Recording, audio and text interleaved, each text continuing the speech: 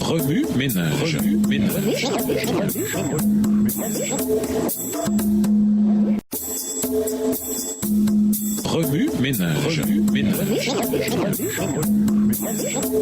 Bienvenue dans votre émission Remue ménage. Nous voilà à la leçon du dimanche, le sceau du Dieu vivant. Retenir les vents. Lisons Apocalypse 7, les versets 1 à 3. Apocalypse 7, versets 1 à 3. Après cela, je vis 4 anges. Ils se tenaient debout aux 4 coins de la terre. Ils retenaient les 4 vents de la terre pour qu'aucun vent ne souffle ni sur la terre, ni sur la mer, ni sur aucun arbre. Et je vis un autre ange monter du côté de l'Orient. Il tenait le sceau du Dieu vivant. Il cria d'une voix forte aux 4 anges auxquels Dieu avait donné le pouvoir de ravager la terre et la mer. Il leur dit : ne faites pas de mal à la terre, à la mer, ni aux arbres, tant que nous n'avons pas marqué du sceau le front des serviteurs de notre Dieu. L'une des grandes questions qu'il nous faut poser à propos d'Apocalypse 7 est la suivante. Pourquoi est-il important de retenir les vents ? Ailleurs, la Bible utilise le mot vent pour indiquer une période de catastrophe incluant la peste et la famine. Ézéchiel 5, verset 12. L'utilisation du vent dans Apocalypse 7 implique une métaphore de la colère de Dieu qui s'abattra sur le monde, juste avant le retour du Christ. Cette colère inclut toutes sortes de tribulations, guerres, maladies incurables, désaccords politiques, grossesses précoces, drogue et plus encore. Avant de déverser sa colère sur la terre désobéissante, Dieu attend un peu plus longtemps pour donner à chaque fils et à chaque fille l'occasion d'être avec lui au terme de l'histoire de la terre. Le Seigneur use de patience envers nous, de Pierre 3, verset 9. Il veut que nous revenions à lui dans un esprit de repentance. Nous vivons à une époque où le peuple de Dieu est en train d'être scellé. Choisirons-nous de recevoir ce sceau ? Le peuple scellé de Dieu. Lisons Apocalypse 7, les versets 4 à 8. Apocalypse 7, les versets 4 à 8. J'entendis le nombre de ceux qui furent ainsi marqués. Ils étaient 144 000 de toutes les tribus du peuple d'Israël à porter cette marque.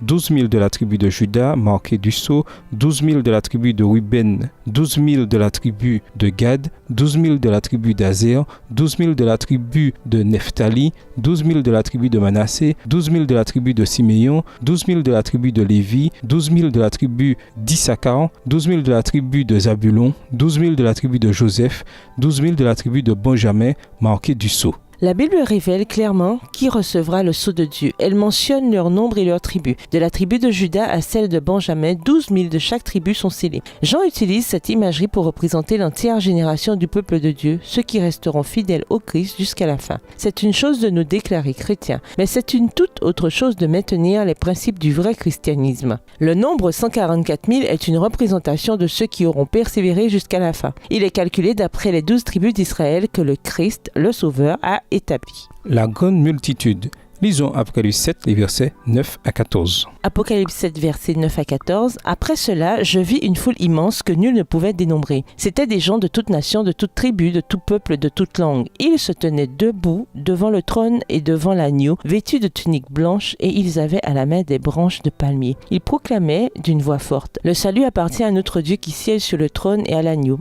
Et tous les anges se tenaient debout, tout autour du trône, des vieillards et des 4 êtres vivants. Ils se prosternèrent face contre terre devant le trône et ils adorèrent Dieu en disant : Amen, à notre Dieu soit la louange, la gloire et la sagesse, la reconnaissance et l'honneur, la puissance et la force pour toute éternité. Amen. Alors l'un des vieillards prit la parole et me demanda : ces gens vêtus d'une tunique blanche, qui sont-ils et d'où sont-ils venus ? Je lui répondis : Mon Seigneur, c'est toi qui le sais. Il reprit : ce sont ceux qui viennent de la grande détresse. Ils ont lavé et blanchi leur tunique dans le sang de l'agneau. Dans Apocalypse 7, verset 9, Jean aperçoit une grande multitude que personne ne peut compter. Il aperçoit aussi des gens de toutes les nations, tribus et langues se rassembler devant l'agneau. L'évangile du salut est comme une graine de moutarde qui, une fois semée, pousse et devient un grand arbre qui fournit un abri et de l'ombre à tous les types d'animaux, de gens et d'oiseaux. Quiconque accepte le Christ comme sauveur personnel aura, au terme de l'histoire de la terre, le bonheur de le célébrer.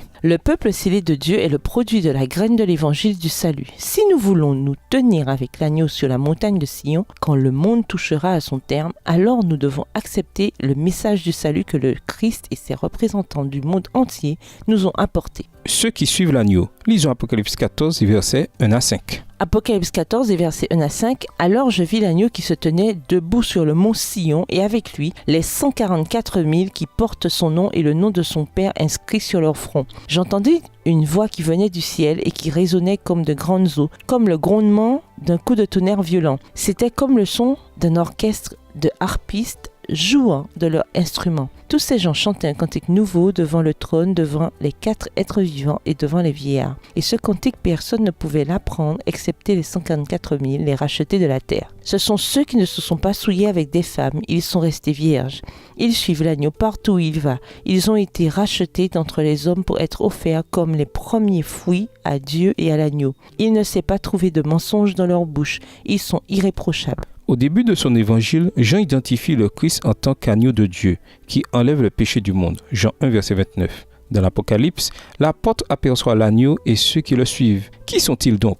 Tout d'abord, le nombre 144 000 indique le peuple scellé des 4 coins du monde. Dans la vision, le révélateur marque les caractéristiques du peuple scellé, de ceux qui suivent l'agneau. Ils obéissent au commandement de Dieu et sont fidèles à Dieu. Apocalypse 14, verset 12. Chose importante, le Christ paraît ici en tant que véritable agneau, couvrant ses disciples et son Église de son sang répandu sur la croix pour les rendre victorieux au cœur même des tribulations. Une autre caractéristique des disciples de l'agneau, c'est la marque distinctive que chacun d'eux porte, le nom de Dieu sur leur front. Cela confirme qu'ils ont fait une déclaration courageuse et ouverte de leur foi en Dieu et en Christ, et qu'ils l'ont démontré en parole et en acte. En outre, les élus ne connaissent qu'un devoir, offrir des actions de grâce et des louanges à Dieu et au Christ dans un langage que seuls les rachetés peuvent comprendre. En tant que chrétiens vivant dans les jours précédant la fin des temps, nous avons un choix à faire. Soit nous joindre au camp de ceux qui suivent l'agneau, soit rester dans le monde et affronter la colère de Dieu.